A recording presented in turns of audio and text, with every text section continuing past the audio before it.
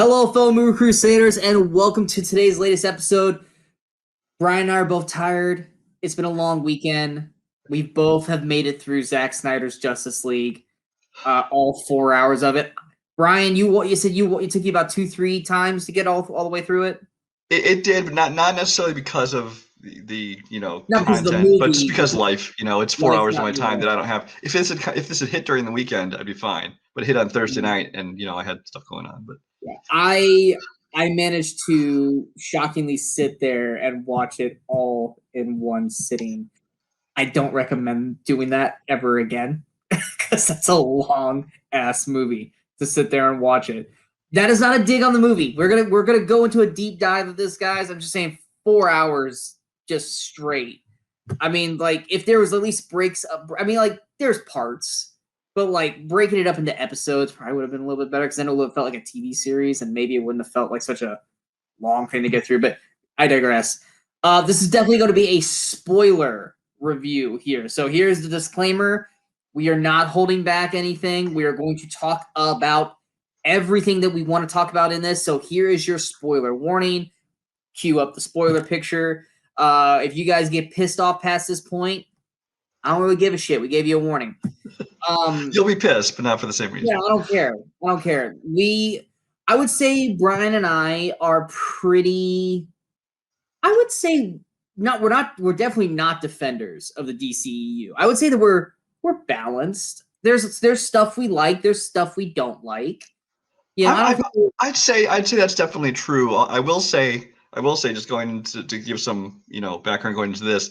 I am actually a fan of Man of Steel.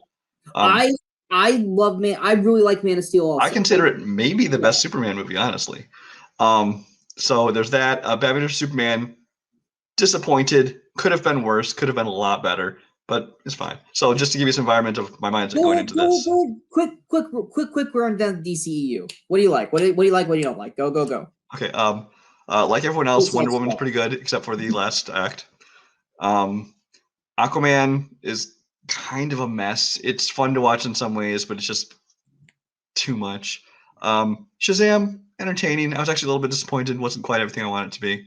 I already talked about Man of Steel and Batman vs Superman. Is that it? I don't know. Suicide Squad. There's things in Suicide Squad I liked. Overall, is it a good movie? No. There are things about it I liked. And actually, Birds of Prey, I think is actually a really fun movie. I know I'm in the minority of that, at least in this community, but I really enjoy that movie. And we're not going to count Joker because Joker's not DCU. Joker's off in another country on an island that's nowhere near. All right, me personally. Oh, and well, we'll leave Justice League to last because that's what we're talking about. Me, I actually really like Man of Steel. BVS is dog shit. The director's cut is better, but it's still not good. Suicide Squad's garbage. Wonder Woman. You know my thoughts on Wonder Woman. There's one line in the movie that really pisses me off. But like I agree, up till the third act, it's a really good film. Third act, I'm not as angry at the third act as a lot of people are. I'm more angry about one line in the film to try to make everyone stupid that's watching it instead of just being better writing. Aquaman, I actually am more pro Aquaman than a lot of people. I actually really had a lot of fun watching Aquaman, and I actually prefer Aquaman over Wonder Woman. Shazam, I'm like you, super hyped for that because I love Zachary Levi. It just didn't hit my expectation levels, so I'm fine with it, but I wish it could have been better. Like I said, Suicide Squad's trash, but I love Birds of Prey. I thought Birds of Prey was great. Am I leaving any out? Not that I'm aware. Okay. Except for what we're talking about today. So, Brian, pre-Snyder Cut, what did you actually think of the original Justice League? I was not a fan of Justice League. I think that it was a mess.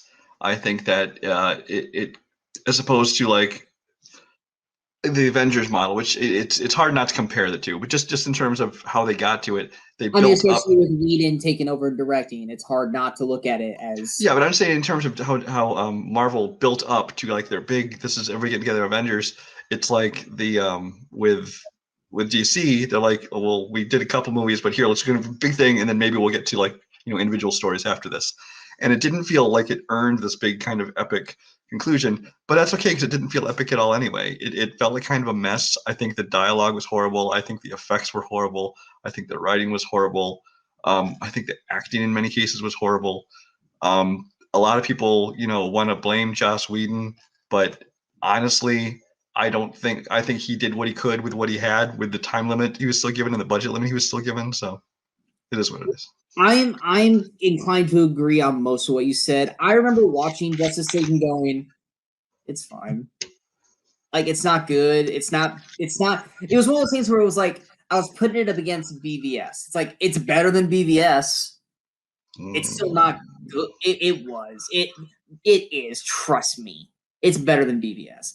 I'm not counting the director's cut. I'm talking about the actual theatrical cut. It is better than BVS. Come on, fucking Martha. Seriously. And the P jar. Why did you say that name? Anyway. The P jar, no. And the Jolly Rancher, fuck you. BVS is garbage. But I thought it was fine. I really liked Flash. I thought Aquaman's introduction was decent that led to his movie. Wonder Woman's Wonder Woman, Batman's Batman, Superman's Superman. But Superman was more lighter in it, kind of more comical, but not like over the top. But like you, it's hard to not hold it up against the Avengers. But the thing is that Avengers had 4 or 5 movies to build to this event that they were all getting together for, and they had a villain that we had already known and seen before. Whereas in Justice League, they throw, here's Steppenwolf. If you guys don't follow DC Comics, fuck you. You're not going to know who the hell this guy is. And, oh, yeah, there's Darkseid, who's basically like the Thanos of the DC, but we're not going to go into this. But here's all this crap that if you're not a diehard DC comic book fan, you ain't going to know anything. So here's a generic villain looking for these mother boxes. And, oh, by the way, in the whole third act, Flash is going to pretend or try to save this family who has no relevance to the story outside of that they're stupid enough to be in this danger zone. And that was Justice League. It's just like, I will say just a couple things that, since you brought them up, just from the first Justice League, I did enjoy Flash. I thought that he was kind of, it didn't completely love him, but I kind of liked that he was kind of like this, this kid who looked up to them kind of heroes, and he was kind of a little bit more jokey. And I did enjoy the introduction of Aquaman, because as much as the movie Aquaman, like I said, is kind of hit and miss for me. Jason Momoa as the character of Aquaman, I really like him. So yeah, because I remember the first time I saw the trailer for the original Justice League, and all we kept watching him go was, woo! And yeah, and I'm just like, what the fuck is this? Like, this is not Aquaman. Aqua bro. But then I watched the movie, I was like, okay, it actually fits. It's like it worked. Like, trailer wise, I was like, oh my god, this looks horrible. And then like in the movie, I'm like, all right, I like it. I like it. And I think Ezra Miller, this guy gets shit on a lot for some reason, probably because of Fantastic Beasts. But I loved him in Perks of Being a Wallflower, and I really liked him in this. I loved his back and forth with Bruce in this film. Hit their first interaction together, which they kept for the most part in the Snyder Cut. And one of my favorite scenes of the original Justice League that they took out of the Snyder Cut, which I part of me gets why they did it, but the other part of me was like, this was such a great moment, was the Save One scene. I love that set of dialogue that Batman gave him, because it was Batman being a leader going, look, I get you're in over your head. I get you don't know how to do this. Just do this one thing. And then I thought that was a beautiful moment. And then, and the reason why they remove it, I know we're kind of jumped into the Snyder Cut here already, but I get why the reason why they moved this, because they have that one scene where he saves Iris. So it's like, oh, well, Flash already knows how to do shit. That doesn't mean it. That doesn't mean he's ready for fucking parademons. I also think that, I don't know for sure what was what, but I think part of the reason maybe that one was just taken out wasn't because they thought this is a bad scene, should come out. But my understanding is Zack Snyder said, I'm going to use nothing Joss Whedon filmed. So maybe he did not film that part. It's one of those things, though, where... But yes, that scene, I agree. In a world where all the footage was available and they used whatever, that scene should have stayed. I get that it's your baby, and a lot of people are blaming Joss, which I don't think it's warranted. Because like I said, I agree with you. Joss did what he could do with what he had to do. And I'm sorry, when he's not that dark of a guy, and this is all he's given is what we see here, he's got to find some ways to liven it up. Yes, there are some bad jokes in Justice League that they luckily removed out in the Snyder Cut, but they also removed the best one, which is the Pet Cemetery references. That was a good. That the Pet Cemetery reference was good, but also the Save One was a great scene that I wish they would have kept in. It's one of those points where Snyder's looking back at it. He probably should have seen this scene going, "That's actually a really good scene. I should probably keep that." Yeah. I think on principle though, he was just like, "I'm not using anything." I get it, but just like, come on, that's a great moment. And now, because let's put it this way, no one's gonna go back and watch the original at all. This is going to be the premiere movie. I know it's not part of canon, but that's like saying don't look over there, don't look at that car crash, nothing's happening over there. You're gonna look. It's like you can't unsee this and go, oh, it's not a part of canon, which the canon's been blown up anyway. The DCEU is effectively dead unless this brings it back, which effectively it could. And then we got to know that the Snyder Cut counts in everything. But it's just that not having the Save One scene really irked me. It didn't affect the whole film. I just know when that scene came up, I'm like, I love this scene. And then I was like, wait, did I miss it? Did I miss it? And I was like, oh my God, they fucking pulled it. Anyway, we're not here to talk about the original Justice League. We're here to talk about the Snyder Cut, the infamous Snyder Cut. Brian, I think you and I were kind of in the same boat when it came to the Snyder Cut, which was, who the fuck cares? I didn't care. I don't think you cared. I didn't care about it at all, and the people that were calling for it were just kind of annoying because first of all, they thought that it existed on a shelf fully finished. It didn't. But if anything, like when they first talked about HBO Max could show it, and there was talk of like, ooh, they could put like, just as is, rough cut, just as a curiosity kind of thing, throw it up there and people would watch it. I thought, you know what? I would watch that just out of curiosity to see what, a rough cut of Zack Snyder's original intentions were. But apparently, obviously Zack Snyder was against that from what I understand. And so he was like, it's going to be, finish it or nothing. So, but I didn't need to see a finished version of this. I was kind of like, I mean, when I found they're making it, I'm like, yeah, of course I'm going to watch it, but I was not calling for it in any way. Well, I mean, especially like I was one of the things where it's like you, it's like it's an imaginary thing that's out there. Everyone's getting all bent out of shape and pissed off about it. It's never gonna get made. Just let it fucking go. It's gonna be one of those things where people are just gonna bitch about it for another 50 years until everyone. Because honestly, at the point where he left the movie, the thing was so unfinished and so unshaped, and so it's like any movie you pick, you can pick, I don't know, fucking Paul Blart Mall Cop. I guarantee you, they did a first run assembly cut of what they had, and it was a 3-hour movie. And then they cut it down and figure out what needs to go, what stays, what I'm sure and it gets down to what's a real releasable final movie.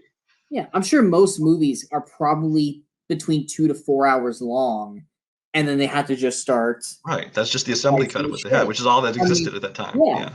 I mean, like hell, was Endgame cut out his older daughter out of it, but we saw it in deleted scenes. But even Endgame, as long as it pulled shit out. So I mean, and even a lot of people are like, this is the masterpiece we've always wanted. It's like even if Snyder had not gotten fired, and the other stuff happened, this is not the movie we would have gotten, guys. Yeah, like, that's one thing that really irks me is people talk about, oh, we finally get to see Zack Snyder's original vision. It's his original-ish vision. Because he was given PG-13. It still would have been PG-13, and it probably would have been 2.5, 245 tops. Right. So this is Snyder basically going, this is HBO going, here's $70 million, make what you want to make. We're not going to stop you. Well, that's just it. He was given basically $70 million more dollars. He was given a ton more time, and most importantly, he was basically given the benefit of hindsight because he could now look and see how the first one was received. Like, oh, people liked this, people didn't like this. Oh, you know what? I thought of new stuff I want to put in, so I add this, and this, which would not have been in the original movie. This is what's going to happen when the Game of Thrones books finally come out, because George R.R. Martin has now seen what pissed everyone off about the TV series. He goes, I'm not going to write that. And the same thing will happen. People will be like, oh, see, the books, his version was so much better. I'm like, that was maybe not his version before he saw what happened. It's called he saw. It's like me being the youngest sibling. I watched my older siblings do something. They got in trouble, so I found a different way to do it without getting in trouble. That is what Zack Snyder did here. So a lot of people are like acting like this is like what they would have gotten. Oh, this is nowhere near what we would have gotten. And let's face it, the way BVS was and the way people treat Man of Steel, which, like I said, you and I both like it, but the way BVS was treated, I'm sorry. Had Snyder never been released from this film, they probably still would have hated fucking Justice League. They would have hated this movie, I guarantee you, because it would have been a chopped up, PG-13 rated, and all the good shit that everyone's freaking out about would not have been in the original cut anyway, and then we would have gotten a director's cut, which would have been this. And honestly, I think this movie is being better received by people because of the theatrical release was so not good. Yeah. Because basically they're thinking, hey, it's not perfect, but it's better than what we had before. And so people are being a lot lighter on this movie. Exactly. And I could potentially be that as well. But I mean, that's kind of where we are at this. We kind of, I know we went 16 minutes on this, but we talked about like, let's at least talk about the DC. Let's talk about the old version. Now, guys, if you stuck with us this long and you haven't, wanted to punch us in the face, now we're actually going to talk about the movie, which you guys are going to probably want to punch us in the face more. So general thoughts, Brian. You need to start with the very opening first thing you see, which is this movie is being presented in a 4:3 aspect ratio to preserve the director's original creative vision. To preserve Zack Snyder's vision. That is such a pretentious, douchey thing to do. But I digress. After like 15 minutes, I didn't even pay attention to the Well, here's how I look at it is, I've seen interviews with him promoting this where he's talked about that. And he said basically when he's worked with IMAX is basically what happened is he's learned to really love kind of that open, it's got more vertical space to it and stuff, and how he's learned to love the aspect ratio, which is great if you're in IMAX and you're getting a bigger screen. But when you're taking people's picture and it's only available to watch at home for now, apparently there's going to be charity screenings of this in IMAX theaters at some point. Apparently they're going to do some theatrical releases. Yeah. But as it is now, everyone's watching at home and you're basically shrinking their pictures. You're kind of going against the whole thing that the square thing was supposed to. But anyway, it's pretentious. Yeah, it's pretentious. I'll admit, yes, the first time I saw that. Now, granted, by the time I actually got to watch it, I had already heard about it because like everyone. See, I didn't know anything about it. I saw that, I'm like, no. I saw that like 8 times on my Facebook before I got there. I was like, oh, well, that makes sense because I think every trailer I saw was like that. And I just chalked it up to a trailer. So it was like, okay, it is what it is. But like I said, 15 minutes in, I was like, I pretty much had to pull myself on, oh yeah, this is still in 4:3. And granted, that's what it's like for most people. Like people freaked out when TV shows went to widescreen. Why is there bars on the top of it? I was like, within 10 minutes of the show, you're not going to be paying attention. ER did it and 24 did it mid-episode, and no one noticed. Oh, I spent a decade working in a video store where, especially during DVDs first coming out and stuff, but even with VHS when they started releasing widescreen editions, I spent years every day educating customers, why are there black bars on my screen? And so you had to tell them it's a rectangular picture being fit in a square screen and blah blah blah. But now we have rectangular screens. Yeah. And now anyway. And look how much you're getting. You're missing about this much picture. I had a spiel down to a science. But I did too. I did too when I worked at Best Buy and I sold TVs, and I was just like, digital HD. Look how much you see. Yeah. But granted, so that started off on an awkward to negative footing. But one great thing we didn't get at the beginning. We didn't get the weird Conan O'Brien fake mouth deal. The Shrek mouth, yes. The Shrek mouth. They got rid of that, which I'm not gonna lie, because I've always seen Justice League the one time when it came out in theaters. I forgot about that opening. So when it started, I was like, "Is this how the old? That's the one problem I had with this too. This is not a problem." And I think I told you this. I was like, I cannot remember what was in the original cut and what was new. I most recently watched the first one. I want to say early this year or late last year is the last time I watched the theatrical cut. And so when I went to this one, I was kind of the same way. I definitely recognized, I'm like, oh, I think that's new, but I don't know that I glaringly remembered anything that was missing, like that opening scene. I didn't think about it until you mentioned it. Scenes where I was like, okay, I remember this, and there was like, okay, this is 100% new. But then there were some I was like, I feel like I remember this scene, But yeah, I totally forgot about Baby Mouth. Totally forgot about Baby Mouth. And then I like watched the video. I was like, tell me what the differences were. And like the beginning, I was like, oh shit. I forgot about the little kids interviewing Superman with the baby mouth. I remember watching that theater going, that looks horrible. And great. Instead, we get this, Death of Superman from BVS, and he basically does an all around the world scream, which it's better than Baby Mouth. I don't know if I like that either. Like, especially when it's like, I was like, that's not even how he's screaming. Why is it like a sonar thing happening? But all right, whatever. It's new. It's different. Okay, let it go. But yeah, it's. I don't know how do we want to do this? Do we want to just walk through this film, or do we want to go by characters? Do you have any more just general thoughts before we can go into general thought? I think you're gonna agree with me on this. So this movie's 4 hours and 2 minutes long, with credits. It's 4 hours and 2 minutes long. Does it need to be 4 hours long? Abso-fucking-lutely not. Okay, this movie could have been cut down to a 2:45 movie with there's a lot of unnecessary shit in this film. A lot of unnecessary stuff. There's a lot of just letting people walk into a building, walk across the room, walk all the way over here. That's what editing is for. You edit it to make it shorter because I don't need to see this. I didn't need to see and I know you know where I'm going with this, so I'm gonna hold off on that part. But the bank scene from the one with like the guy walking in, he walks all the way in. Well, how about when Victor Stone is playing football and there's like 3 minutes of slow-mo playing football? I'm like, I don't need to see. And I was like, that's where I was gonna get with. Well, I'm not getting into his character, just that fact that scene went on forever. I'm talking about this movie could have been cut an hour. Yeah. If you just remove slow-mo. Oh my god, there was so much unnecessary slow-mo in this film. Granted, I get it. Snyder likes slow-mo. It worked in 300. It did not work in Watchmen.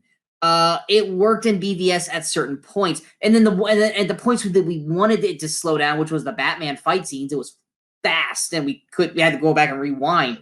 It's like if they just went at a normal speed, this movie would have been clocked in at like probably 3:15-ish. Because I don't need to see Lois Lane slow-mo ordering coffee.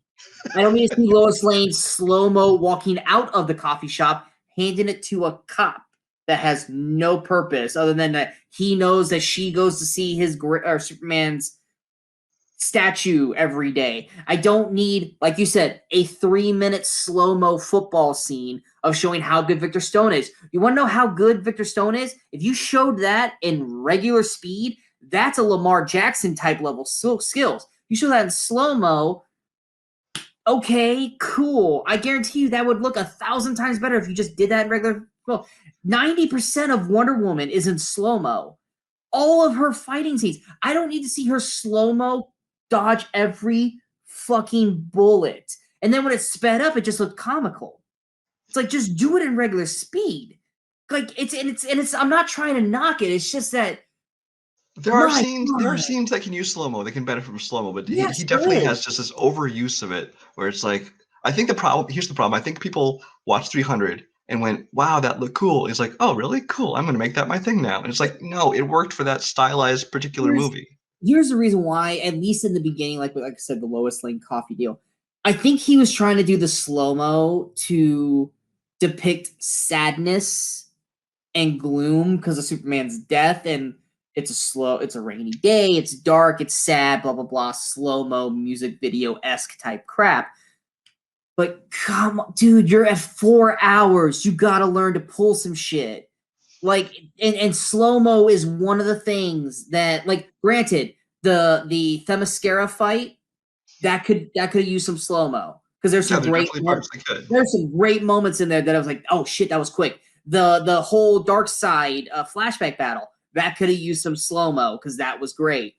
But there was just so many just slow walk-ups and just slow movements. like this. And it's like, Well, and the just things that could have been done, go. like you talk about how you think that part of it was used to depict like the At least in sadness the and things beginning. and Yeah. gloom.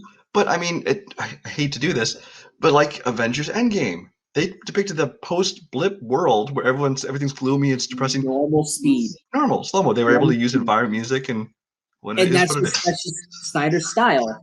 And then the other part, and it's okay. I know you and I both have a problem with this, but I think we need to kind of word it differently. We don't hate the score.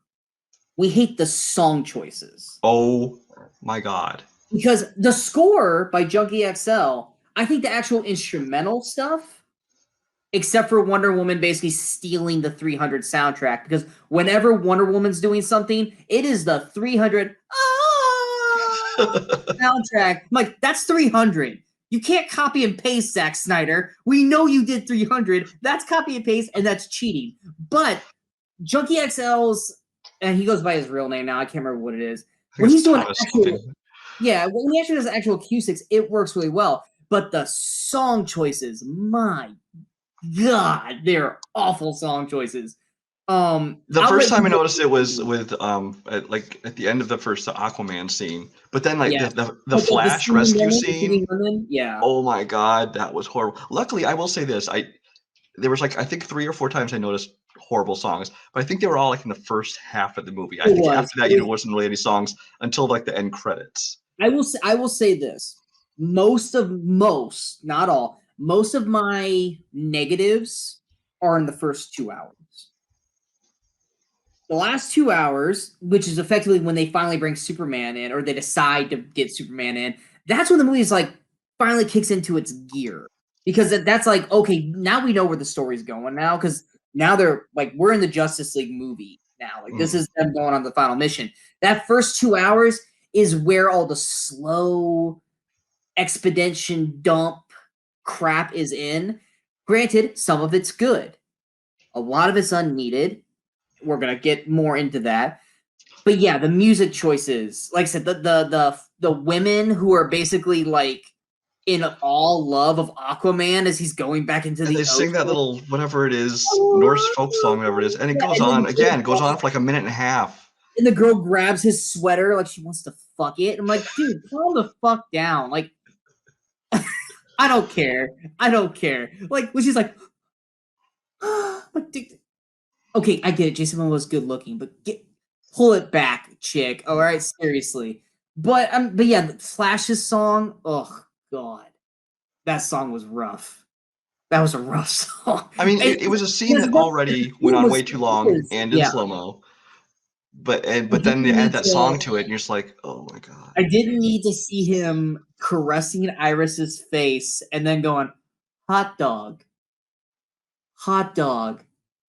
grab hot dog. I've got words for Flash when we get to that section. Now let me hold her. It's like, I get it. We're in the Speed Force, but like, come on, speed up.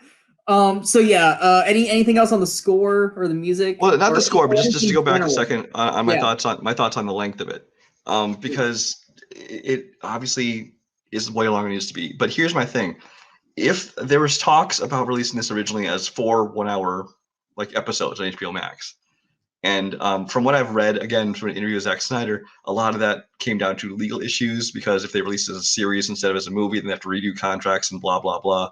So he's like, no, fine, just let me do it as one movie, which is fine. And he still broke it into like 6 or 8. 9? I think it was like 9 parts. Well, that's just it. But originally it was going to air. They were talking about 4 1-hour episodes.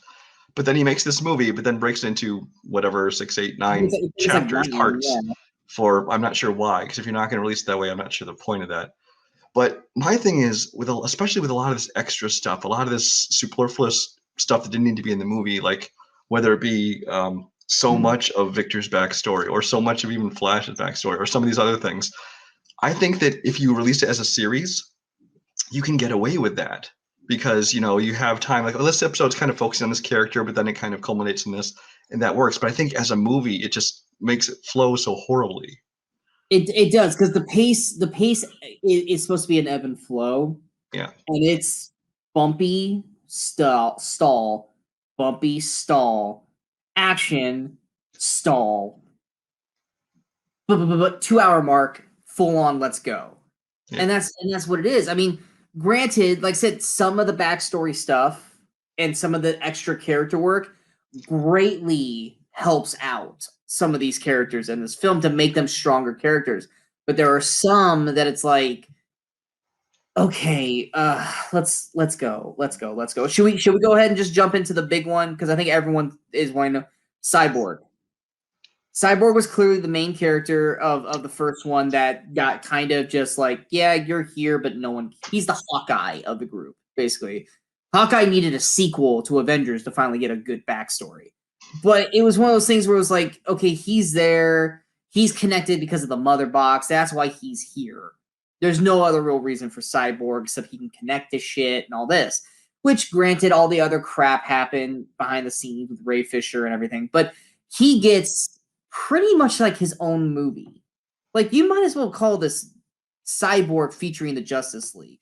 Because this is a Cyborg film, for the most part. With Batman and all of them basically playing co-stars. A lot of people are loving this story. They're saying, oh my God, it's making Cyborg this fully fledged, he's the heart of the movie and the soul and all this, blah, blah, blah, blah, blah. Okay, I'm going to say this, and I think you're kind of in agreement, at least for partially from what I said. Is the Cyborg story good? It's solid. It is a solid story between his father and all that stuff. It is hindered by Ray Fisher. Ray Fisher is bland as shit. He is boring. If you put somebody else that had more charisma, I guarantee you that Cyborg story would have worked so much better.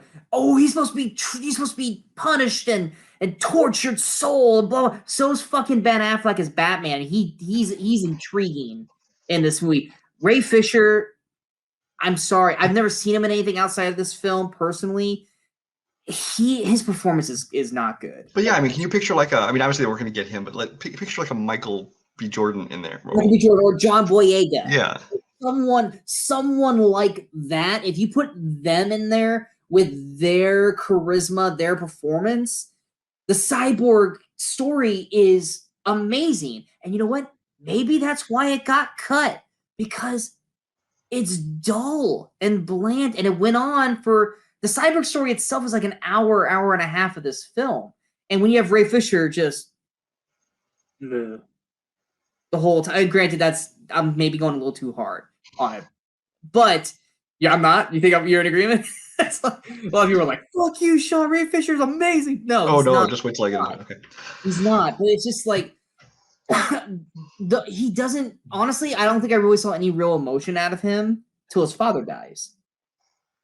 That's the first time where I was like, "Oh, Ray Fisher can act," because he showed emotion there. Great, good for you. But I mean, the whole Ray Fisher thing. I mean, I've seen the Cyborg storyline already because I watched Doom Patrol, which did a way better Cyborg by far. Or you could watch Teen Titans, which I'm not a fan of, but that Cyborg way better than this Cyborg. I'm going to say it. People have heard me say before, Teen Titans Go is the best version of Cyborg. He's at least the most interesting. I will agree with you on that. But I'm sorry, in terms of, once again, finding shit to cut out to make this shorter, I did not need to see a 5-minute sob story about a poor woman who's having a rough life with jobs and kids, and watching Cyborg watch her like a fucking creeper going, make it rain on this bitch. Because that's basically what he did. He's like, oh, he goes into the internet with a physical manifestation of a pile of money. Yeah, she got $10. He goes, here's $100K. Peace be with you. It's like, at that point, raise the roof. You see all everyone else's money accounts, raise everybody's. But no, we had to watch a 5-minute. So, like, had we seen this woman previously in the film or something, that she was like, oh, that's that woman from, blah, blah, blah, where there was like a connective tissue to it, that's one thing. No, it's just some random woman that he walks up into this, like, the world's bank account thing, and she's the first one he sees. What about the person behind her? That person could have been worse. This other person could have been worse. This other person could have been, but no. He sees her, I'm good. I did my good deed for the day. And then walks and then creepily watches her as she's quitting the bank account. Which I'm assuming he wasn't really there. I'm assuming that was just kind of like, I don't know, he could have been there. He was covered up for the rain, so he had to have been there. But it was once again an unnecessary scene. It did not need to be there. In terms of trying to find shit to cut. Brian, you kind of were in agreement on most of it, but go ahead with your Cyborg. Well, okay. So like you mentioned, like this is like the Cyborg film featuring the Justice League, and that's the problem. He should have had his own film to get all this crap out of the way, because none of that stuff belongs in this movie except in the most minor of flashbacks. Honestly, I think the best thing Joss Whedon did was cut out 90% of the rate of that's nothing Cyborg against stuff. the Cyborg character. It's just they could have just done a better job of giving us that story without drying up. Well, I do find the Cyborg character, now I don't know if it's because of Ray Fisher, but honestly I find the character not all that interesting, to be honest. But especially as portrayed by Ray Fisher, he's bland and boring and uninteresting, and I really don't like them trying to make him the center of this movie because you know why I say that picks up pace after 2 hours? Because at that point the Cyborg story is pretty much done. Yeah. It's pretty much done. But to me, like I was saying with Joss Whedon, I think he looked at, he came in and they told him, you need to make this, and they actually they wanted a small running time, like 2 hours, and all that stuff. And so he looked at this and said, well, all this backstory and his whole story is kind of boring and kind of not even related and doesn't need to be in this movie to be able to make this running time and stuff. And so he cut Ray Fisher's Cyborg character largely out of the movie. And honestly, I think that's why Ray Fisher is really so mad at Joss Whedon, is because I think Ray Fisher thought this would be his big breakthrough role, and it got cut to virtually nothing. But I'm not going to get into that whole story. Yeah, we're not but as far as this movie itself, though, it's like, I mean, I didn't need to see his whole backstory, especially 3 minutes of him playing football in slow-mo. I thought, people talk about being the heart and soul of the movie. I don't really see that. I think it being the heart and soul of a Cyborg movie, not this movie. I mean, if you're gonna waste that much time on the Cyborg story, then why don't you waste the time on him becoming Cyborg? Like showing his father to actually figure out how to keep him alive. Instead, we see that as a snippet. There's in part of a montage, like a 30-second thing of, here the mother box made him Cyborg. The story. That's the story. Instead, we're watching the aftermath of him hating his father for what he did because he saved him and not his mother, and we're getting all that. It's like, no, you're trimming around the actual meat of the story. Yeah. Show us that. Which, granted, that's what would be in a Cyborg movie, but we're not getting a Cyborg movie. But yeah, once again, I think if they would have gotten anyone else, like I said, we named Michael B. Jordan, John Boyega, they probably would have been picked. But those just two jump to mind, yeah. Those just jump to mind off the top of the head. I'd even take Daveed Diggs, but I don't think he'd be a good Cyborg. But actually, he's more like Teen Titan Cyborg. Now that I think about it, that actually put him in that's perfect casting right there. You could have gotten Daveed Diggs. I'd be like, fuck yeah. Then he could rap. He would totally be the Teen Titans Cyborg. I would be honestly though, I think if they did live action, they have to have Carrie Payton, who does the voice from Walking Dead, to have him do it himself. Yeah, that's true. That's true. Oh god, I got so excited there for a second for being big Diggs and Cyborg. Oh, that would be great. But yeah, that's all I have to say about Cyborg. It's an unpopular opinion, but it is what it is. Well, I'm sure it's a very unpopular opinion, but I'm sorry, I don't see this amazing performance out of Ray Fisher. It's very dull. Yeah, and I don't care what the character to start with, and especially when you put a dull, bland, boring actor like him in there. Exactly. If we still have you after that point, because I'm sure a lot of people like fuck these people after that one. Oh, they're hate watching now. Yeah, I dropped so many F-bombs already. I don't even care. Let's go ahead and go to the person that I think got the least new stuff. Almost to the point where she was not irrelevant, but nothing really new except for being more gruesome. Wonder Woman. The bank scene, she freaking kills a guy.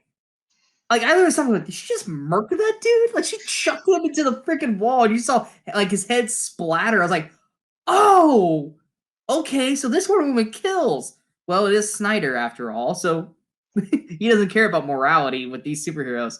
But I mean, I feel like Did they add more to the Themyscira scene? I think they did. They had to have. They had to have because of Steppenwolf. They had to have. Yeah, I want to say there. Like I said, I haven't watched the original in long enough to be able to remember exactly what was and wasn't there. Yeah, but I had no problem with the Themyscira stuff. Well, no. But she wasn't even a part of that. Yeah. But I feel like Wonder Woman probably, outside of just being more gruesome with her fights, I feel like either there wasn't really a whole lot for her to do in this movie except just be there. Do you agree? Really, I mean, just a lot of clanging her bracelets together. And yeah, my problems with Wonder Woman are simply that I think that because they wanted to make, they didn't want to make her seem secondary to Superman because she's female or something. They wanted to make her seem prominent, which I understand. But they've also, I think, made Wonder Woman so like overpowered. It's like, so she has super speed that rivals the Flash. Apparently, she can stop every bullet bouncing off from a machine gun. And she just has the super strength and now of course in Wonder Woman 84 they give her flight and stuff, but that's a whole different thing. We forgot to talk about that in our breakdown of the DCU, but anyway. Wonder Woman 2. We've already talked about that movie. We both don't like it. Yeah. Continue. But I mean, I have no problem with Wonder Woman. She's just kind of honestly just kind of there. I feel like if you've seen the original Justice League, outside of just more bloody in her fighting style, I think her character path stays. I didn't notice much difference. No. I say for the most. Granted, they took a lot of the sex jokes and a lot of like the female eye googling stuff out that were in the original film, like Flash falling into her boobs at one point. Even though Flash, I don't remember that. I don't either, but someone mentioned it that he it's like when they're first trying to work together and they're not cohesive as a team. He like trips into her. Mm-hmm. But, I mean, even then, at one point, he literally Flash is like, "So, do you think she'd be into younger guys?" And was Cyborg was like, "Dude, she's like 140 years older than you." That was a great line. I don't think Wonder Woman really had a whole lot of new stuff in this. She was just like, the whole time I was watching, I was like, and granted, it could just be because I'm kind of Wonder Womaned out from us just being exhausted over that sequel. But I was just watching her stuff and it's like, everything's in slow-mo with her. Everything has the 300 soundtrack with her, which just annoyed me every time I heard it. And also, why, if her rope is the whatever it's called of truth, why does she have to announce it every time? The lasso of whatever compels you the lasso of truth. This is the lasso of truth. You have to tell me everything I say. Well, of course, you don't have to announce that. Just ask. You wasted time. Just ask the question. It's like you don't have to announce that. They're gonna know when they try to lie that it burns them. So, let's move on. Continuing moving on to, I think the person that also had the second least amount in this film, Aquaman. I don't think yes, you have the scene with him and Willem Dafoe. And you have the scene with him and Mira, who.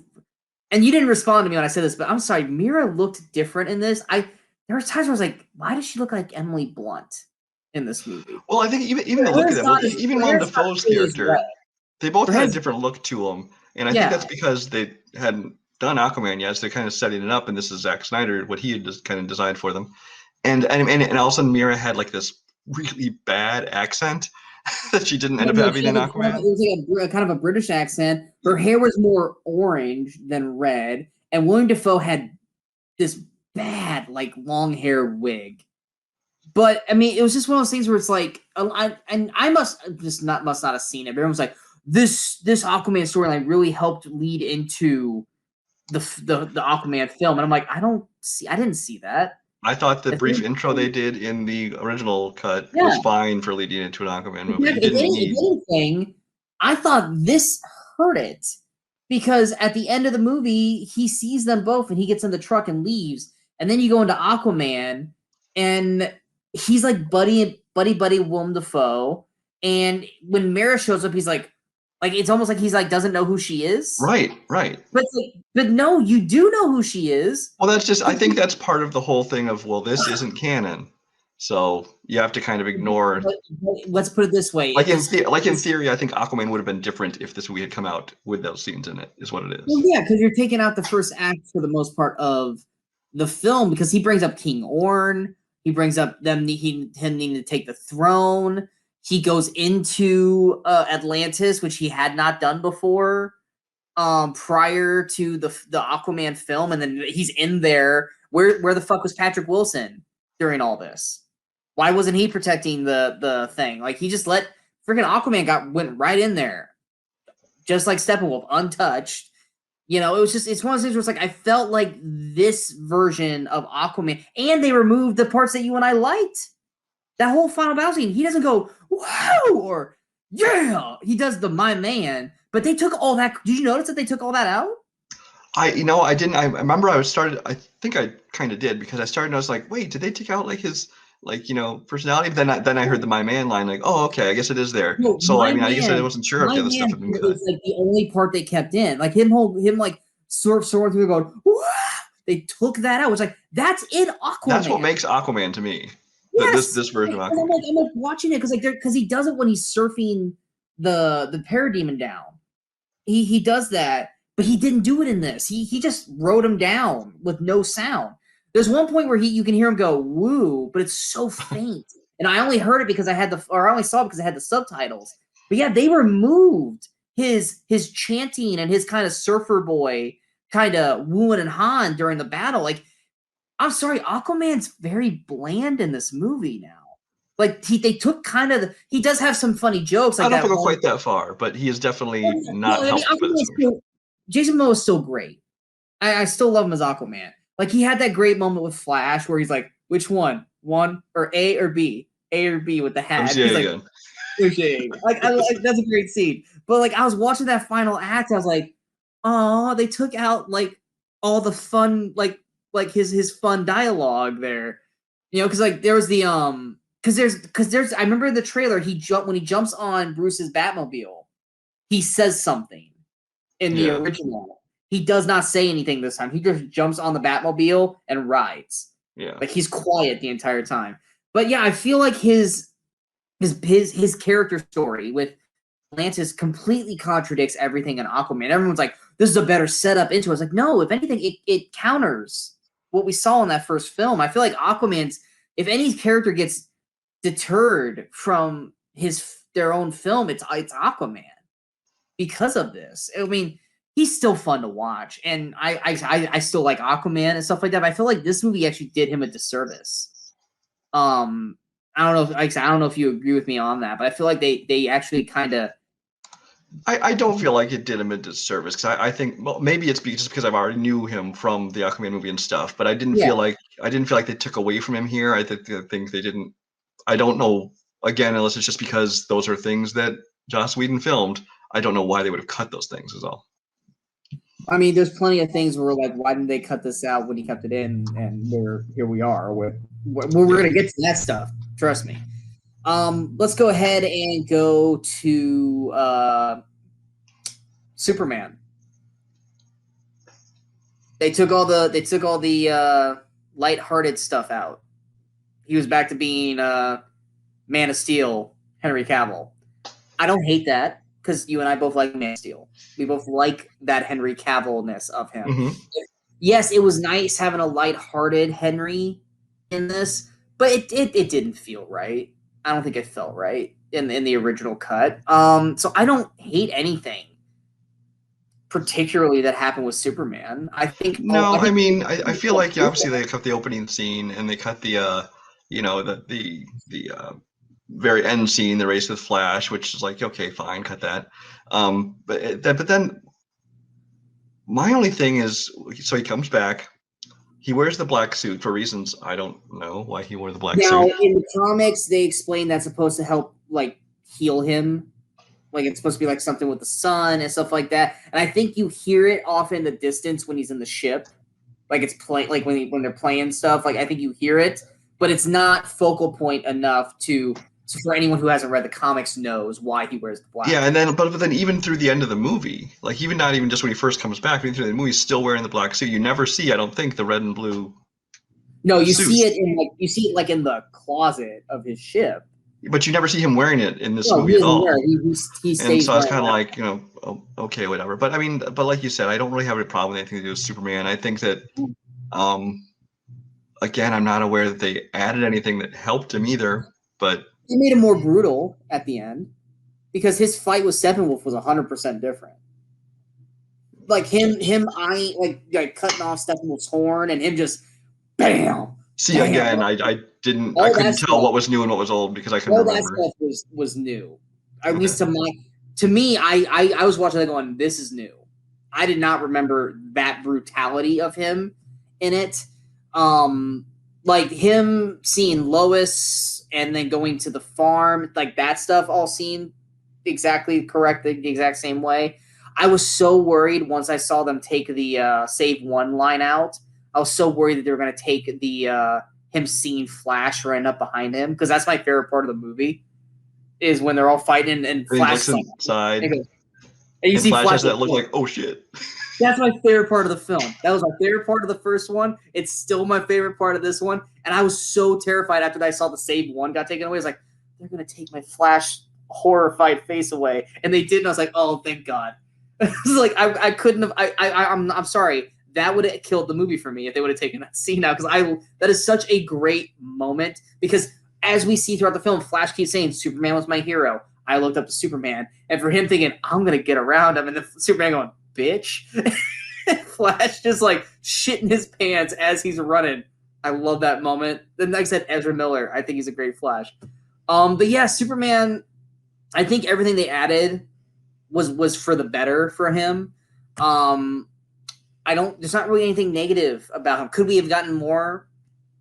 Sure, we could always take more Superman, but I mean, I will say, and this isn't a knock on Superman, because actually, I mean, this isn't theatrical as well, but just as long as we mention it, the whole scene where him and Lois are like standing in the corn, you know, and I think that's when his mom comes up too, and it just that scene just felt so green screen to me. It just looked so fake, the whole back. I was like, we're just standing on a set. That's Zack Snyder, though. That's just the way he shoots. I know, but it's just that's one scene where it really stood out to me. It's like, wow, this looks very fake. But anyway, which that was in the original cut too. Yeah, that's not unique to this cut. So moving on. All right, moving on. Let's go to Batman.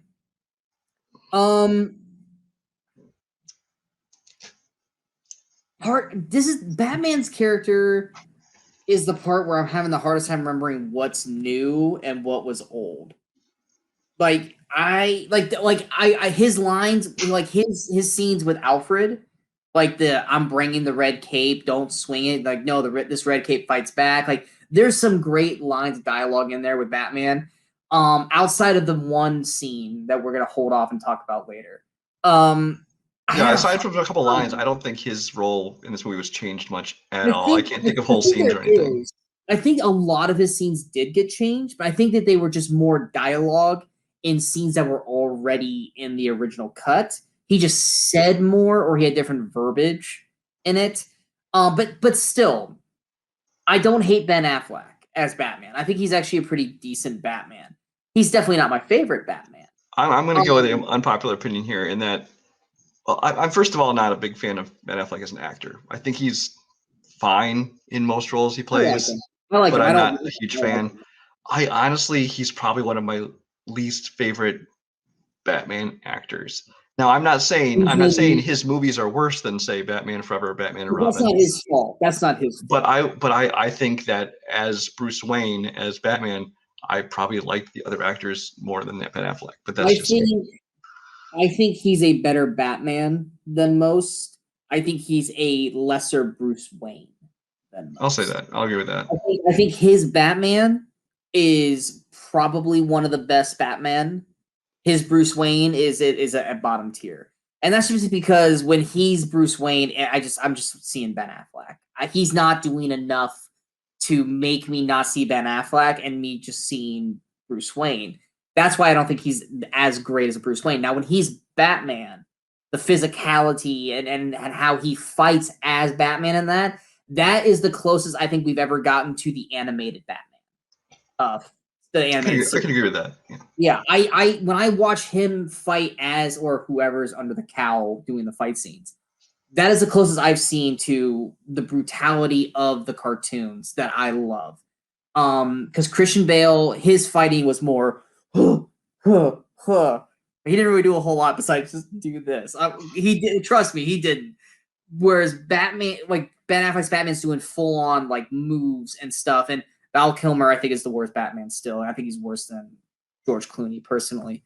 But yeah, I think Affleck gets a lot more to do in this as like a mentor role in this, and trying to raise the group around to creating this group and the motivations of needing to bring. Because I will say this, the one thing that did change was his determination to raise Clark when they're inside the ship, because that was all I think new. We're like, maybe we shouldn't do this. We shouldn't do this. He's like, do it. We need to do it. Like, he's so determined to bring Superman back, because I feel like his character motivations in this are different than in the original. I just can't pinpoint certain things differently. I made the decision not to watch the original one before this, because I was like, God, I can't put myself through 6 hours of this. In case the Snyder Cut was awful, I was like, I can't make myself watch 6 hours. So I went into this basically having not seen it since the first time I saw it, 4 years ago. But that is the one character that I'm having the hardest time depicting new and not new. But except for like the actual new scenes that we know are. But yeah, I like Ben Affleck as Batman. I really wish we could have gotten one solo film, especially with how this one ends. I would have liked to have seen him at least do one film instead of just doing these combo movies, because I feel like he should have gotten a lot more of them out of it. I think that covers the Justice League. We haven't gone over Flash. Oh, Flash! I left him last on purpose. My favorite part of Justice League, the original, and still my favorite part of the Snyder Cut. I love Ezra Miller's Flash. Outside of the sappy music and the overly long save of Iris, everything new that they've added and changed for Flash in this was 1,000 times better. Removing the family out of the third act and making him have to do the running around and then having to use the Speed Force, which makes sense to the previous films, added so much more layers to him growing as a hero, him looking like the outsider who probably doesn't belong with the group, and then him actually being inevitably the one to save the day.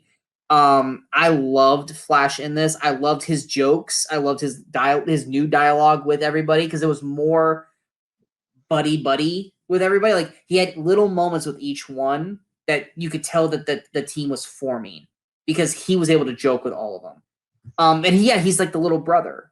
He's the little brother of the group. But yeah, I loved Flash. What are your thoughts on Flash? Aside from the whole saving the Russian family thing that they took out, which, like you said, was kind of I don't miss that at all. Yeah. I think that the changes they made in this movie to Flash made me like him less. Really? Because, I mean, they added in the scene of him saving Iris, which was so long and so slow and so boring, and the horrible song, and it's just unnecessary. They added that scene. Then they add the whole thing at the in the end, which, okay, first of all, running faster than the speed of light does not make time go backwards any more than Superman flying backwards around the Earth and making it spin the wrong way does. It is part of DC canon. It is part of the Flashverse. And it's stupid fucking there, too. You can't knock it when it literally has been done on the TV series and all this over and over and over. You can't knock it in this movie for that. I can knock it because it's dumb. Because as someone who didn't watch the TV series, things like that, I'm watching this, seeing this the first time and going, this is fucking stupid. Because if this is the case, then at any time in the future, anything doesn't go the way he wants, let's just turn back time again. If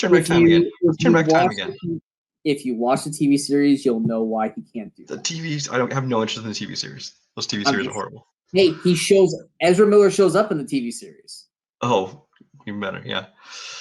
Oh. But anyway, so I really did not like that scene. I did not like the whole point leading up to that scene where he's like, has this, like, first of all, it's this, again, extended so long, super slow-mo, him giving this like 5-minute speech to himself, like, oh, I have to run faster, I have to this, he's talking to himself the entire way. I'm like, can this scene just get on with it already? So that whole part, it made me dislike him there. I'm trying to think if there's other specific things about him. I think it's most, like I said, they kept in a lot of his kind of fun lines. I didn't like they took out the Pet Cemetery thing, so I like that. I thought that was a fun addition to it. One thing that, and this I think was in theatrical, but just I wanted to mention this because I thought of it watching this. There's that scene instead of during the same scene where he originally did the save one thing, where Wonder Woman, is kind of falling, chasing her sword, trying to grab it, and he runs around and he taps it so he can go back to her hand. But the thing is, then she just lands on the ground. It's like, well, she could have just picked up the sword when they both landed on the ground anyway. But anyway. No, that part's in the original cut. But I'm like, well, what's the point of putting the sword back in her hand? It was going to land on the ground next to her. But anyway, but yeah, I mean, the Flash. I still enjoyed him in it. I still liked him in this, but I just think that the additions they made to it were not for the better. I think that's the first time you and I have actually disagreed. Yeah. Well, we kind of disagreed on. But that's just because you agree with the whole time, whatever. I am a Flash fan. I understand his story, and that thing totally makes sense. Now, did they explain in your TV show how they couldn't just use that every single time something goes wrong then? Yes, there is. There's actual time gods, and they actually start... Oh, it gets better. They actually say Time Lords, but they changed it because that's Doctor Who. Oh my God, Time Lords. Yeah, okay. No, they actually basically get it to the point where he's like, if he goes in there again, they're going to trap him in there, and he'll never be able to escape. And then he will basically be removed from... this just got so much better. Okay. Because he started to abuse it. And he started to change too much that it was changing everything, and that thus starts, infinite worlds and shit. And eventually, he basically gets kind of put on almost like a leash, like you can't do this anymore. Yeah. So yeah, they basically kind of put the kibosh on that because he starts to do exactly what you said. Why can't I just keep going back and changing shit? And they kind of basically stop it. So that covers Justice League. Okay. Yeah, that's all for the Justice League. I'm going to now talk about the person that I think got the best improvement of this film. And I think this is kind of an agreement with most people. Steppenwolf. Steppenwolf actually is a full-fledged character now. He's got motivations. He's got reasonings for what he's doing. He's got a origin story to his character. Everything they did with Steppenwolf in this movie made Steppenwolf, in my opinion, 10 times better. But as soon as Darkseid shows up, Steppenwolf falls back to generic bad guy, which kind of hurts his character. It's kind of like if in Avengers Loki is Loki, like we know about Loki, we like Loki, but then at the end in the final battle, if he had brought Thanos in at the end, well, we wouldn't be paying attention to fucking Loki anymore. We're paying attention to fucking Thanos. I feel like that's what they have. I felt like they were doing a great job building this story of Steppenwolf with him he messed up in the past. He's trying to make amends. He's trying to get back in favor with Darkseid, and he's doing this stuff to try to come back home. That's all he wants to do. He wants to go back home, and then he finds all this stuff which gets him back in favor. And with Darkseid, and then Darkseid comes in, and Steppenwolf kind of goes back to his generic self, and then he gets murked. Which, in my opinion, the way he gets murked in this is way better than in the original. But I think he looks better in this. I think his motivations. I feel like the performance is better, which was what's his name? Karen Hines. Karen Hines. Yeah, Karen Hines. I think him doing it I can't remember if he was in the original cut. He was, but like I said, the whole Steppenwolf in the first movie was garbage. I liked pretty much everything they did with Steppenwolf in this cut. I feel like he was so much better of a character, so much more dangerous as a villain. And then they added the little spider memory things. And I will say this though, was it Deceit? Is it Deceit? The voice box guy. He looks 100% like T.J. Miller's character in Ready Player One. Tell me I'm lying. I think he's a cross between that and the I can't remember the name. The dude on the planet that was always talking to Thanos. Was wearing the hood. What I gotta is I Hook? I rock. from Ready Player One. He looks just like IROC, and I couldn't get it out of my brain. I can see that. I can see that. I couldn't get it out of my brain. Every time I saw him, I was like, that looks like the Seed. Or that looks like IROC from Ready Player One. So for me, Steppenwolf, I think yeah. in the original cut, he was very much a two-dimensional, forgettable CGI villain number 12. You know, he was just like, okay, here's the bad guy they got to fight. Now in this one, I agree. They added a backstory to him. They added motivations. They added layers. I thought everything they did helped his character tremendously. What they didn't do with $70 million extra is make it look any less like a PlayStation character cutscene villain. I think the CG on him, largely in the movie in general, even like when Wonder Woman's moving fast and things, but especially with this character, completely looked like a video game. Did not look good at all to me. Even just the design of him, I didn't like. But yeah, I'm gonna push back on that a little bit. I think his new suit looks much better because it's an ever-changing kind of spiky thing. Like it's not, and it's. Someone said it's purple. It's not purple. It's the way the light hits it. It has that kind of purple haze, which I actually kind of like that. His face is fine, guys. It's not PlayStation 2 quality. Like, it's not. You got to remember they don't have the same. Yes, he got 70 million, but he had to do a whole Martian Manhunter, who we haven't talked about yet, doesn't look great either, guys. So you can't knock Steppenwolf and Darkseid. He wasn't fully formed. Like he didn't look like Thanos or anything. They had to work with what they had. I'm not gonna knock the I've always said this, and I still stand by this. Yes, graphics and special effects looking really, really good is very, very important. But if you can give me a believable character with a believable story and make me actually, I don't want to say care about stuff because I didn't care about stuff, but I understood his motivations and his reasons for everything, then I don't care if CGI looks like shit. Because and I agree as far as the story is concerned. It's like, yes, I think that they made him definitely a better character, and I felt that he was fully fleshed character. That being said, when I'm talking about the movie, I'm going to call bad CG, even if I know there's budgetary restrictions and things behind it. I'm gonna mention what I call like I see it. Was it or was it not better than the original?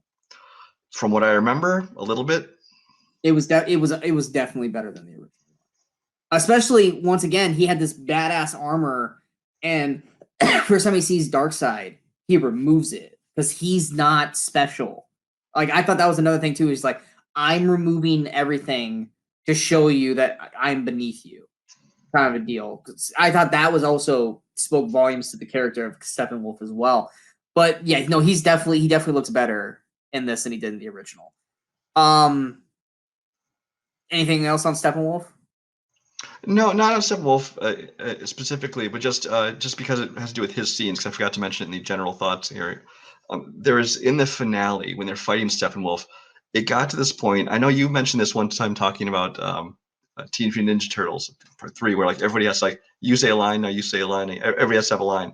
It seemed like there were a lot of scenes, especially in the finale when they're fighting him. Like, okay, every single hero has to get their one hit in, okay, and then everybody has to do this, and there's and then they all have to stand and pose, so it's like a good group shot and things like that. And I just felt like that they used Steppenwolf to do that with these characters. Everybody has to get their one hit in for each character. In case you forgot who was here.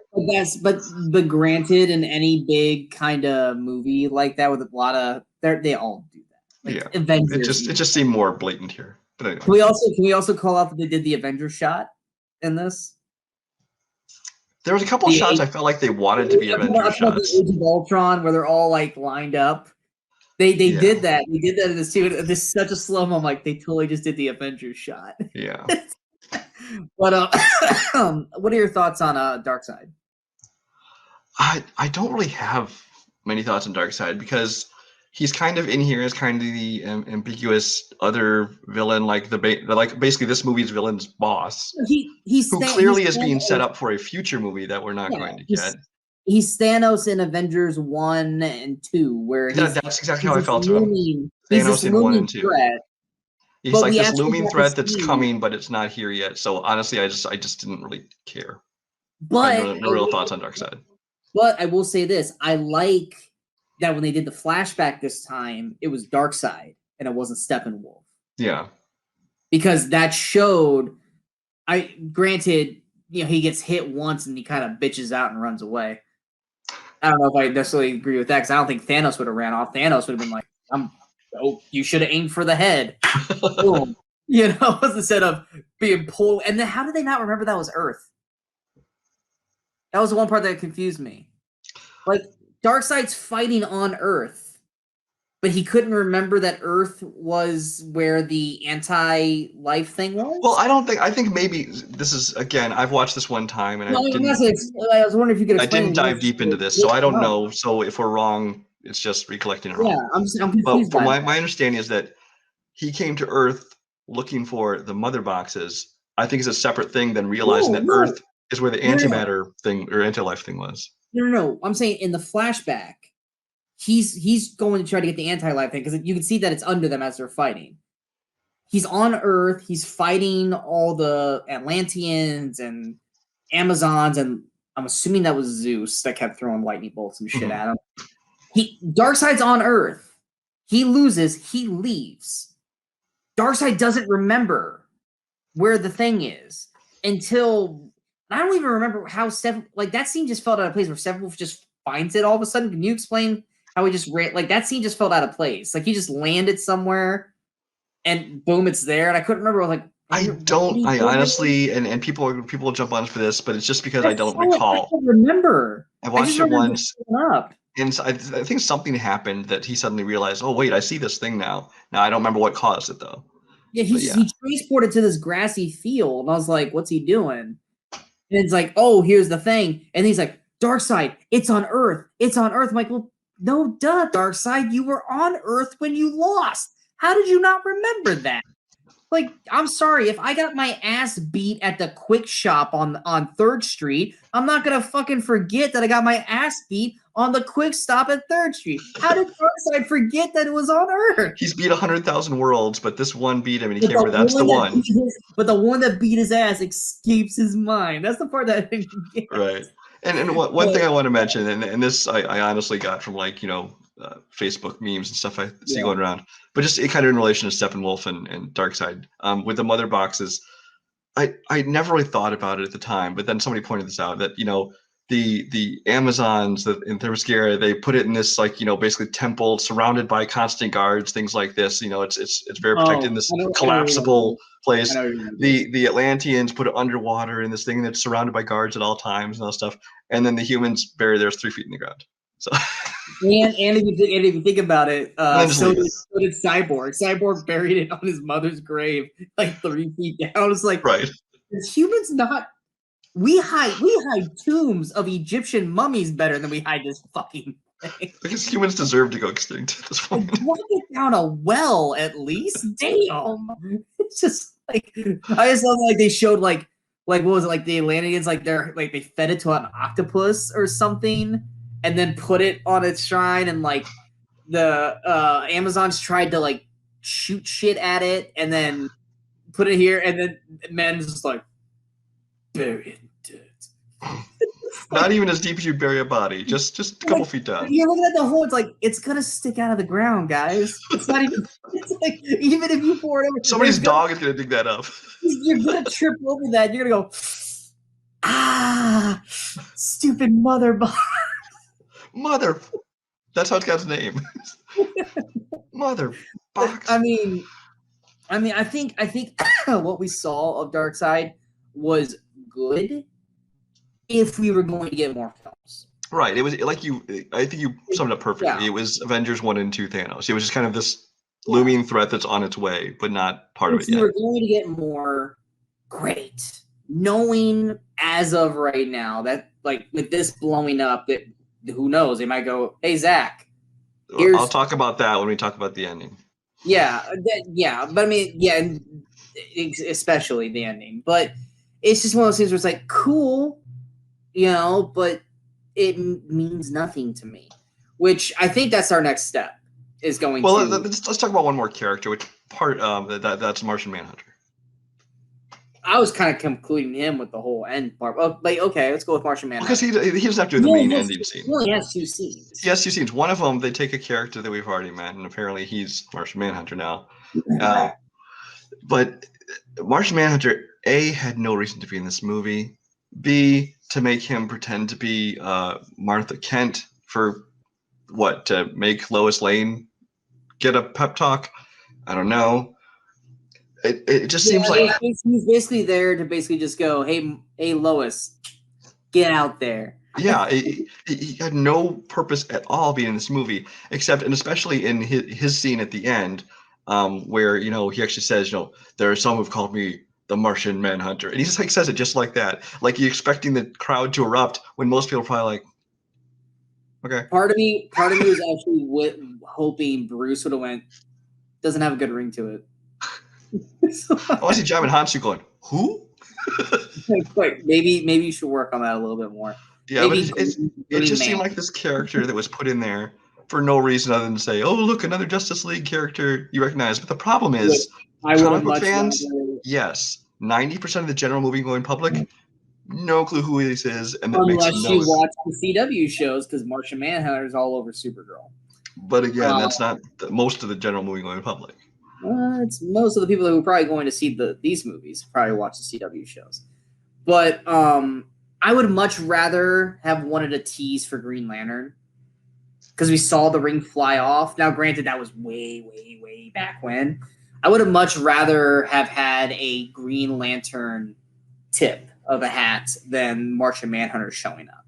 Because I'll admit, the first time he shows up, and it's like, first off, like, I was like watching the whole conversation, and I like put my head down to look at something on my laptop, and I looked up, and all of a sudden he was in the fucking hallway. I was like, what did I miss? Because I did not see him transfer from Martha to him. I was just like, what the hell just happened? And I put and rewound. I'm like, oh, that was Manhunter the entire time. Shit. Okay. I was like, I literally looked down for 2 seconds, and all of a sudden I looked up, and he was in front of my screen. I was like, whoa. Like, that's not Diane Lane. But it's still retconning too, because he was the same character and same actor from Man of Steel, right? From Man of Steel, yeah. Yeah. So it's totally retconning that character. Oh wait, he was Martian Manhunter. No, he wasn't. No. Unless he was taking the form of him, but in this case, Martian Manhunter is the same actor, though. Once again, CW series. He has infiltrated like the biggest Secret Service military alien thing, and he took the form of the guy that was in charge, who ended up actually becoming bad, and then he died.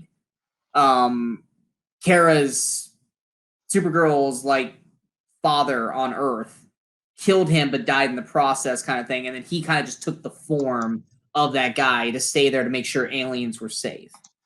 Probably what's happening in this case, which once again, backstory would show. Well, I would say so, except in this case, even in his Martian Manhunter natural form, they're using it's the same actor doing it. So. Yes, which I didn't hate fine. that. It's fine. It was completely unnecessary in this movie. That's all. Because I noticed him right away. I was like, oh, that's the guy from Man of Steel. But yeah, no, Manhunter.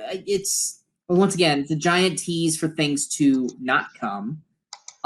Much like actually no. Before we get to that, the completely different third act.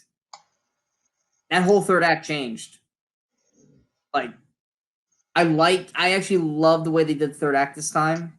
It wasn't like, and granted, most of the third act was them trying to save that Russian family in the original. This time, it's Batman basically climbing like this castle and taking out the turret gunners, which I thought was actually kind of cool. It gave him something to do because, frankly, Batman really had nothing to do in the first fight. You got Flash spinning around trying to do his thing. And I love that this one parademon had I see you. I'm gonna, and he just snipes like I'm like, give that parrot, like, he got shot in the head right afterwards. It was like, give that parademon a medal for actually being able to pinpoint nail Flash like that, because he stood there like I'm watching him, I was like, there's no way. Like, well, it's a movie, of course he's gonna hit him. But it was like to have one of them kind of time Flash. Like, you think that these are like mindless creatures. Like, here's this one with a big ass gun going, I see you, motherfucker. I'm going in circles up there. Boom. There. Boom. It's just like, I'm sorry, but anyone who plays Call of Duty, when you have that one killer, that one guy on the other team who's killing everybody, and he's killed you like 18 times, that one time you get him, you're going there, you teabagging his ass, and you're like, yeah, fuck you, fuck you. That is what that parademon. And then you get shot while teabagging. For that split second, you know he was going. Even I was like, good on you, parademon. You deserve a medal. Oh, you're dead. Like, also, can you clear one thing? Because again, you're more familiar with the character and other mediums, TV and stuff. Is Flash able to heal so quickly? Yeah, that's the question. Is he? No, I was about to break that. I was like, Flash doesn't heal. Because I couldn't even tell if he did. Because he kept going, gotta heal. But then you never could tell if he actually healed anything. So I wasn't sure if. It looked like he was starting to grow back. But no, he doesn't. Like, he heals fast, but he doesn't heal like Wolverine. Like, that probably would have taken him a few hours to like a day or two to heal that. Because I think he must have been able to heal it, at least in this movie, because otherwise he's going to run faster than he's ever run before with an injury. What you saw, though, is when he was going back, it was healing. Yeah, because he never got shot. So he didn't really heal himself. He went back in time and effectively removed the wound because the gunshot never happened. But no, Flash, if TV show Flash had gotten shot where he got shot, that Flash would probably have been in a hospital bed for 1 to 3 days, maybe 5 days, depending on how bad of the damage was. Okay, I was just wondering because that's one scene where I was like, I don't know the character well enough to know what was going on. No, he can't insta heal like that. He would have been out of commission. Just like when he got hurt in the first battle, like he was limping, he was still able to run on it, but afterwards, like, wasn't it Batman that was like helping him like limp out afterwards? Like, he was fine later, but I mean, he was hurting then. If he could insta heal, he would have been walking out of that fine. Okay, let's go ahead and jump into the epilogue, the 30-minute long epilogue. This film rivaled Return of the King in how long it took to end. Just saying. It's not even like they were the endings. It was more or less like, here's all the shit that leads to other shit that's never going to happen, everybody. Because let's show the Lex Luthor break out of the jail scene, which wasn't in the original cut. And then let's show him talking to Deathstroke, which was in the original cut, which is supposed to lead to Ben Affleck's Batman solo film that we're never going to get. Cool. Thanks for bringing that back up. Yeah, it's like I didn't like Lex Luthor, Jesse Eisenberg, bald Lex Luthor. I thought I saw more of him like, ugh, get rid of him. I didn't like, what's it? I keep wanting to say Deadpool. No, it's Wilson Slade. Slade Wilson. Slade Wilson. I did a whole reverse thing. I'm just blanking on his name. Deathstroke is Deathstroke. Thank you. That's what. So I keep like. So I didn't really care about Deathstroke, especially played by Joe Manganiello. I'm like, okay, whatever. Fantastic. But that led into the real new scene, which I'll let you start with. First off, Deathstroke's amazing on Arrow because he's played by what's his name from Spartacus, and he's fantastic in it. Best season of all those shows was season 2. And he's good in Teen Titans Go to the Movies too.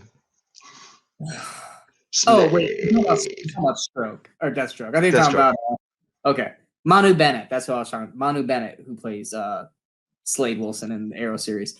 So the nightmare scene. First off,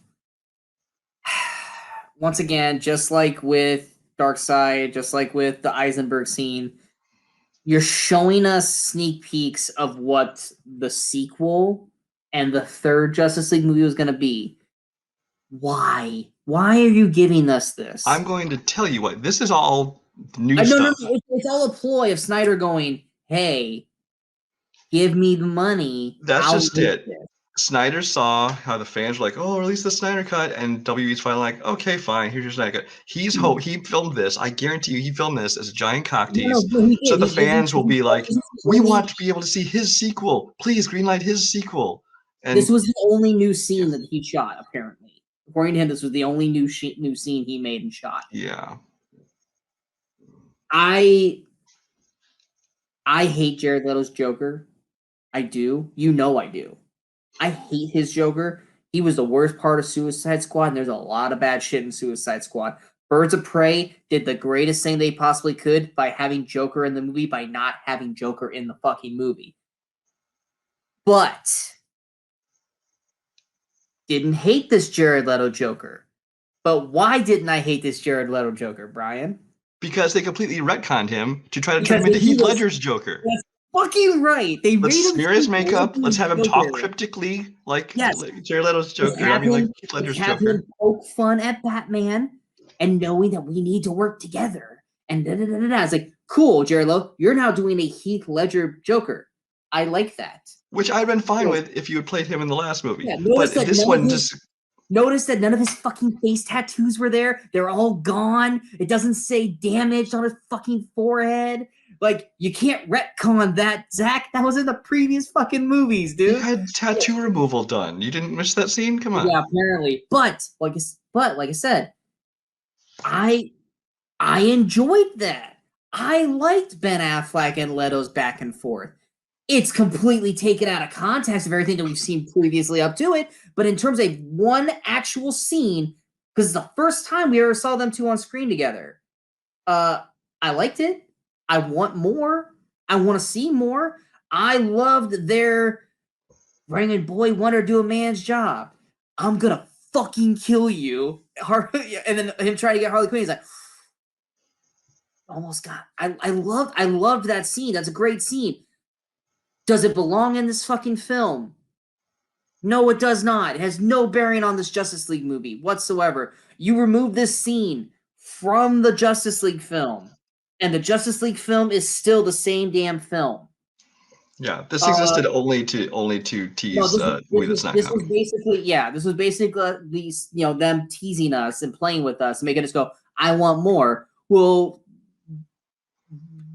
right into WB, right into blah, blah, blah, and say, we demand this, which they already were going to do that anyway, so you didn't even have to do this. Plus, here's the problem. Ben Affleck doesn't want to be Batman anymore. He doesn't want to get in shape to Batman anymore. Leto's pissed off by the way they treated his Joker. They all did this as a favor to Zack Snyder. They're not going to come back and do 2 fucking new films. Plus, Leto's Morbius now. You're either going to let him come back and be Joker. Ben Affleck's tired of the superhero shit. Ray Fisher says he's done being Cyborg. Plus, in this vision, Wonder Woman's dead. Aquaman's dead. They've got 2. That's my thing is they pitch this scene to tease the sequels that ever happened. They pitch it using Amber Heard as Mira, Joe Manganiello as Deathstroke, Jared Leto's Joker. It's like, could you pick the least appealing characters to continue on with? It's like you picked all the people that are not coming back. Amber Heard is gonna eventually be erased from Aquaman because of everything that's happening. Manganiello, I have nothing against Manganiello. Leto, he's moved on. I don't, but I have no interest in him as Deathstroke. That's all. I think he actually would be a pretty good Slade. Affleck's done. Mira's done. Ray Fisher's done. You picked everyone that has no future in this franchise. If you would have done, Flash was there, which I don't know. Every other week I hear Ezra Miller's going to be in the Flash movie, and then he's not going to be Flash anymore. I have no idea. I have no idea where we're at right now. Is he Flash? Is he not Flash? It's kind of like the early days of the Johnny Depp scandal, where you'd hear every week that he was or was not coming back for Pirates, because technically nothing's been found guilty of crimes in court, but there's still a PR issue. So that's why the Ezra Miller thing is kind of in flux now too. Yeah, I have no idea what one we're gonna get. I want him to be Flash. I like his Flash. I would gladly accept a Flash movie with him. I just don't know if we're gonna get that, because last time I heard he wasn't gonna fucking do it anymore. So you picked everyone except for Manganiello as Slade, who's effectively not coming back, and teased a sequel that, frankly, I'm sorry, if after all this is said and done, and they go, everyone's coming back, we're going to finish off this trilogy. We're going to get Justice League 2, we're going to get Justice League 3, Cavill, all of them. They're all going to come back and they're going to do these 2 films. Fuck yeah, awesome, cool. I'll watch them. I'll be happy to watch them. Because in a nutshell, granted, it's overly long. I liked Zack Snyder's Justice League. It is leaps and fucking bounds better than the 2017 version. Yes, we spent the last hour and a half picking it apart, making fun of it, attacking it, stuff like that. But granted, I still like this movie. I don't love it. Like, it's not anything, that blows me away like the MCU's done. But I like it. It's right there with Man of Steel. for me in terms of like. I still think Man of Steel is better, but I think as a redo, I think it did everything that it should do to help take a polished turd and actually make it not look like shit. Zack Snyder did a good job of making it look something. Is this something I would go back and rewatch someday? Sure, but I also know what to skip. I can skip parts and cut it down to 2.5 hours. So, but if they make sequels, I'm all fucking for it. Bring on the sequels. I want to see where the story goes. I really so do. as far as the final scene that he made teasing this, I think that first of all it was the tease that we already talked about. Also, I think that he's, because this is the only full scene he was filming, you know, he went and decided, I'm going to put in Batman saying fuck and a reference to a reach around and stuff because I'm going to get that R rating and seem edgy by making this rated R. That part was a little off. And then, but here's my thing: is I'm watching this scene and thinking, you know, this is kind of unnecessary, knowing that we're not getting it. But I'm like, at least they have the balls to do something different. Like, wow, we're jumping ahead in the future where this shit has happened. I'm like, this is at least ballsy. It's taking the story somewhere unexpected. Oh wait, no, it's a dream sequence. So then they kind of undid everything by having Bruce Wayne wake up. And so now I think if this had been what really happened and we're in the future and we're going to find out what happened leading up to that, that would be cool. But as it is just a dream sequence, we don't even know what this is actually going to happen. So it's like, Yeah, because it's one of those things where it's like, it is a dream sequence. But effectively, Zack Snyder has come out saying that is what the series was going to eventually become. But once again, you killed off Wonder Woman, who has at least one more film coming out. You kill off Aquaman, who I probably is going to have at least 2 or 3 more, or at least 1 or 2 more movies coming out. Where's Shazam? Because you know Shazam should be a part of it. Where's Martian Manhunter in this sequence? Which, granted, he shouldn't dream about Martian Manhunter because Martian Manhunter hadn't shown up yet to Bruce. But there are people missing. Where's Green Lantern? Because Green Lantern's got to be there. Shit. But it's one of those things where effectively you have taken something and you've teased everyone to the point where we want more. It's just, is it really going to work? Does Zack Snyder actually want to come back and make these other films? Is he going to get everyone to sign on? Because if he doesn't get everyone to sign on, it's failed right from the get go. Yeah, I mean, but what are your? I mean, it's like you said they made a ballsy move. Overall thoughts? What are your overall thoughts? I've spent most of this time criticizing everything in this movie. Not everything. Different positive things. Now, for me, like the original one, I think I rated 2 stars out of 5 on a 5-star scale. I think I gave it 2.5. This one I gave 3. It's an improvement. There's things I didn't like that they changed. There's things I did like that they changed. I still think it could have been so much better. I mean, the things that, like the cyborg storyline, dragged it down for me. The overindulgence of this slow-mo and just unnecessary filler dragged it down for me. So, I mean, I don't hate this movie, but I don't love it either, which is why I kind of stayed in that 3-star middle rating for me. I am probably going to give this some between 80-84%. I haven't decided yet, which is effectively 4 stars, which is a B grade for me, which is considerably a nice bump up compared to, it's a full letter grade bump up for me. I think that while yes, the cyborg story is boring and dull, it does fully characterize the character. I feel like a lot of the characters in here gets like Steppenwolf and Flash, and this extra cut fully gives more to these characters and makes me care more about them as the team and all this kind of stuff. The action is better in this film. The rated R gore, the bloodiness, definitely it's not over the top, but it's enough to be noticed. I think helps with the film. And I think just the story is overall better told in this.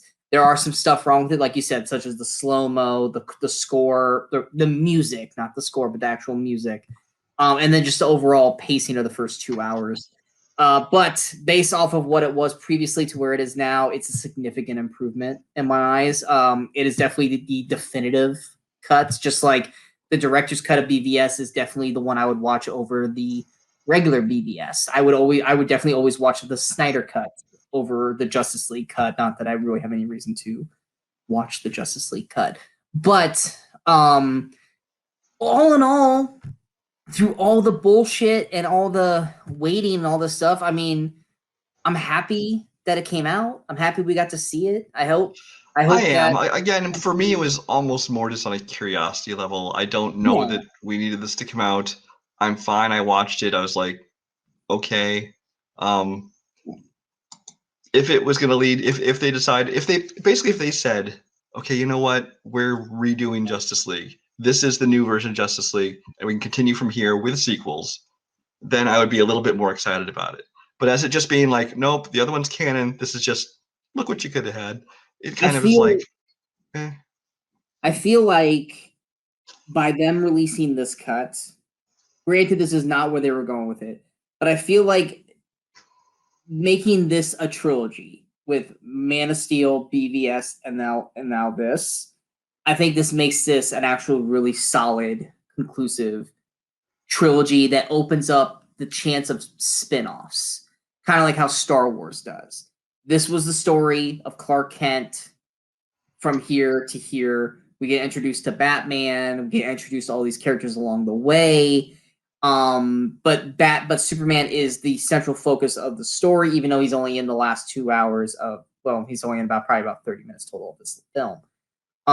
That is the trilogy in my eyes. And I think it's a really solid trilogy if you have the director and the Snyder cut as instead of the original theatrical cuts of both BVS and this. I think that's the trilogy, and I think it works with the potentials of spin-offs in the future that we won't. Well, spin-offs in terms of Wonder Woman, Aquaman. Well, we are getting one more release because we get the Justice is Gray black and white edition of this for whatever reason. It's the same damn thing. Y'all just turn off your color filter on your TV. You already got this is like people that like music but they want to go back and listen to it on vinyl. I'm like, okay, whatever, dudes. If it's your thing, go for it. But I don't see the point in putting black and white version of this. Anyway. I will not be watching the black and white version, even though literally the poster is the black and white. I will not be watching the black and white version of the Justice League. But if you guys are still with us this far, thanks for watching. Thank you. I'm sure we've either pissed you off or made you go fucking A, like an agreement. Either way, I'm sure we pissed off everyone at least once, if not twice, in this video. But if you guys have watched Brian and I's show, The Weekend Crusaders, we don't fucking care if you like it or dislike it. This is what we think. And we knew that this was something that we were going to have a lot to talk about. And instead of me releasing something yesterday and just rushing it out, I decided I wanted Brian to be a part of this because I didn't want to just do like a 10-minute non-spoiler talk where I'm vaguely talking about shit. I wanted to do a full-on conversation. And who knows, maybe this video will top the Terminator Dark Fate video that we've got. It is with a Snyder cut, after all. We'll see. Not random enough. Yes, random enough as it is. But yeah, we hope you guys enjoyed watching this video that Brian and I put together basically at the spur of the moment. If you guys like this video, go ahead and hit that like, share, subscribe button to the channel. Follow us on all the social media outlets you see below. Coming up next, we got the Weekend Crusaders next Friday, as always. 5 movies that come out next weekend in movie history that Brian and I are at every Friday talking about. We have the most recent video posted yesterday, so you guys can see that. I put it on the screen right now. Is there any movies that come out this upcoming Friday? Not really. I think the next thing coming out is Nobody. Godzilla Kong's not next Friday, is it? No, well, Nobody is on next Friday, and then Kong vs. Godzilla is Wednesday after that. Wednesday after that. So we're about 10 days out from Godzilla vs. Kong. Sorry. Kong vs. Godzilla. And then I actually do want to see Nobody. So if I can get to it, there will be a review of Nobody, and then we will definitely have Godzilla Kong review. We might do another one of these because Brian is pro Kong Team and Kong. I am pro Godzilla. So we will definitely have a non-spoiler review with me, and then we will probably come back here again and do a spoiler chat, assuming Brian sees it sooner than later on that one. But until next time, in case we don't see you, good morning, good afternoon, and good night, and go get some sleep because the Snyder movie is really, really long, and we're both tired. You're still here? It's over. Go home.